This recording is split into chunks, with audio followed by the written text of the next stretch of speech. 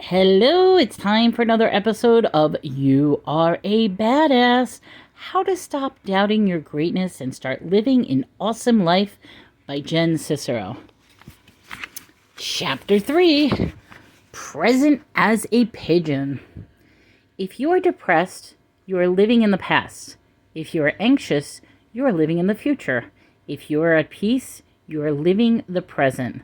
Lao Tzu, ancient Chinese philosopher, founder of Taoism, could have been one guy or a mythical compilation of many, but nobody knows really for sure. I was in yoga class one day, and the instructor told us to all get into a pigeon pose, which is the pose where you stretch one leg out behind you, fold the other one out sideways in front of you, and then bend forward and lie down on top of the whole thing. It's fine if you're a pigeon, but it's one of those poses I dread the most because my hips don't move that way. It hurts, and I'm always scared I'm going to get stuck. But even though my body has requested otherwise, I'm in class and going for it and determined to relax into it, even though I'm really just silently begging the dude to tell us to change into different pose, which he doesn't do because he's too busy talking. He's blabbing on and on and on about the connection to the universe and our breath and the path to true enlightenment. And holy fucking shit, dude, will you hurry up? I think I'm going to rip something.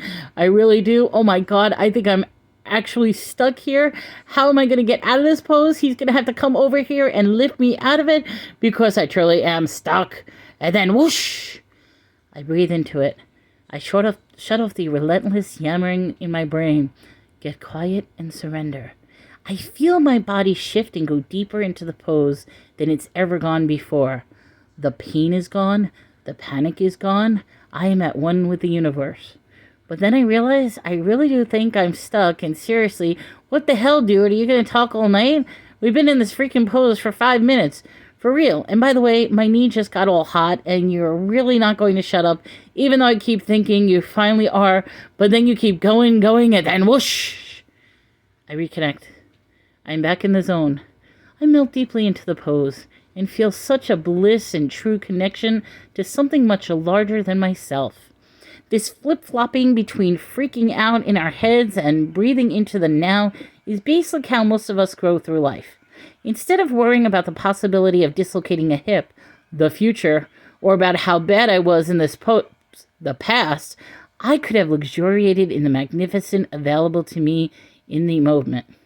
It never ceases to amaze me the precious time we spend chasing the squirrels around in our brains, playing out our dramas, worrying about unwanted facial hair, seeking adoration, justifying our actions, complaining about how slow the internet connections, dissecting the lives of idiots, when we are sitting in the middle of a full-blown miracle that is happening right here and right now.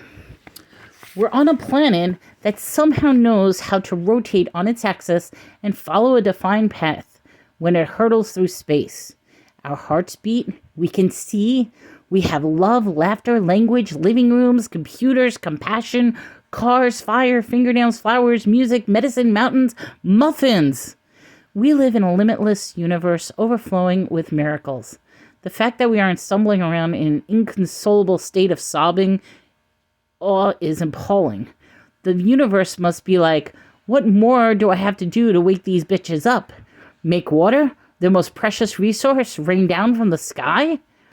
The universe loves us so much and wants us to partake in the miraculous so badly that sometimes she delivers little wake-up calls, like in the movies when someone narrowly escapes death and is so overjoyed and grateful that they take it to the streets, skipping and laughing and madly hugging everyone in sight. Suddenly, all of their problems fall away, and the miracle of being alive today in this moment takes over the screen. I know someone who got sucked through a dam and almost died, who now speaks about it as one of his most profound and life-changing experiences. Not that I wish that on anyone, but take heart to the fact that you should require some sort of catastrophe for your transformation. It can cosmetically be arranged. The universe also has surrounded us with the perfect teachers. Animals, for example. Animals are in the present all the time, and their secret power is to pull us with them. My friend's dog is so happy to see her every single time she walks in the door. It's like about to free him from 40 years of imprisonment, even if it's only been gone for an hour. You're here. I'm here. I love you. I'm going to pee all over the floor. Little kids are also excellent guides. Kids get so wrapped up in the joy of drawing and pretending, or discovering that they rarely eat or bathe or sleep if we didn't make them. They are constantly creating in the state of free-flowing, concentrated bliss, and they haven't learned to worry about what other people think of them, or that perhaps they're not talented at finger painting, as Lucy is next door. They are in the moment. There is that fun moment. End of story. We would be wise to make more of our cues from the beast and the babies. All this stuff we're worried about creating and fixating on, becoming, is already right here, right now. The money you want already exists. The person you want to meet is already alive. The experience you want to have is available. Now, the idea for the brilliant song you want to write is here, now, waiting for you to download that information. The knowledge and insight and joy and connection and love are all wagging their hands in your face, trying to get your attention. The life you want is right here, right now. What the hell am I talking about? It's all here. Where is it? Think of it like electricity. Before the invention of the light bulb, most people weren't aware that electricity existed. It was still here, exactly the same way it is right now, but we hadn't woken up to it yet. It took the invention of the light bulb to bring it to our attention. We had to understand how to manifest it into our reality. It's not that things and opportunities that we want in life don't exist yet. It's that we're not yet aware of their existence, or the fact that we can really have them. The more practice you become at the present and connecting to the source energy, the more available you are to download ideas and seize opportunities that you might have missed out if you're all wrapped up in the endless chatter in your head. There's a great Hindu story about a lady who wanted to meet the god Krishna. So she went into the forest, closed her eyes, and prayed, meditating on the god to appear. And lo and behold, Krishna came wandering from the forest path towards her. But when Krishna tapped the lady on the shoulder, she, without opening her eyes, told him to get lost because she was busy meditating on a very important goal.